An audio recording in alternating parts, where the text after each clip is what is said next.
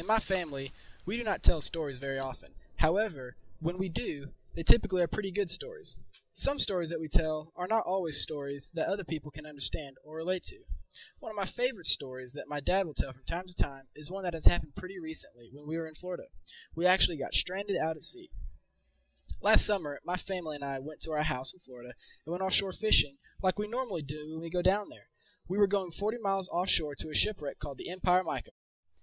It is a very large shipwreck that was sunk by a German U-boat in World War II. As soon as we get there, we realized that we were not alone. There was another small vessel that was jigging for lesser amberjack.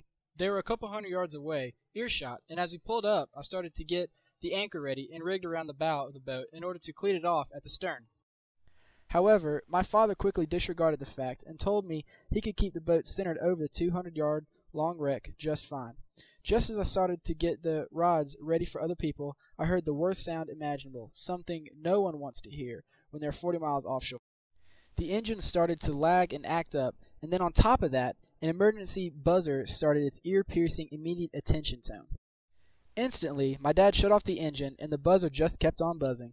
It was the engine overheating alarm. After a couple failed attempts to restart the engine and trying to find out what the problem was, after letting it cool down, we hit on the radio to the other small vessel. We were just letting him know that we were having engine problems so he doesn't leave us out there stranded. His response was just simply a laugh, and a few moments later he started his boat up and left us, which by the way is very illegal to leave a boat in distress. This, however, really didn't click at first. It just made us think that he was going to another part of the wreck or somewhere nearby. However, that thought quickly left our minds when we saw him right over the horizon. We disregarded the fact, however, and tried to hail shore over the radio, or anyone that might be within 20 or 30 miles. This was just a prayer. The only thing in return was a bunch of static.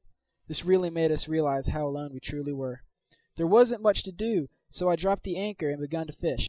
Soon, everyone followed. My dad and I started to work on the engine to find the problem. However, when the engine overheats, there could be 100 different problems, so it is almost impossible to fix on the spot. Hours went by, and I tried to keep myself busy and my mind off the situation by fishing. However, I find myself overheated and miserable very quickly. In need to cool off and just get out of the brutal sun, I eventually got in the water and filmed a school of mahi-mahi that swam up to our shaded boat. They were everywhere, which was perfect for me and my film. After about an hour of that, I remembered the sandwiches in the big cooler. I quickly ate them all and explained to everyone that it was okay to eat the emergency sandwiches because we were in an emergency. To keep smiles on faces and spirits high, we talked about what we would do or say if the other boat had come back. I suggested shooting a flare at him. I also jokingly suggested to pull out the big emergency raft and pull the cord so that it would automatically blow up. Since we were in an emergency and all, it seemed to fit the attire. After hours on end, we finally noticed a big ship on the horizon. It appeared as just a dot, however, it was a massive cargo ship, out about 7 miles. We acquired radio contact with him and asked him if he could reach shore this far out.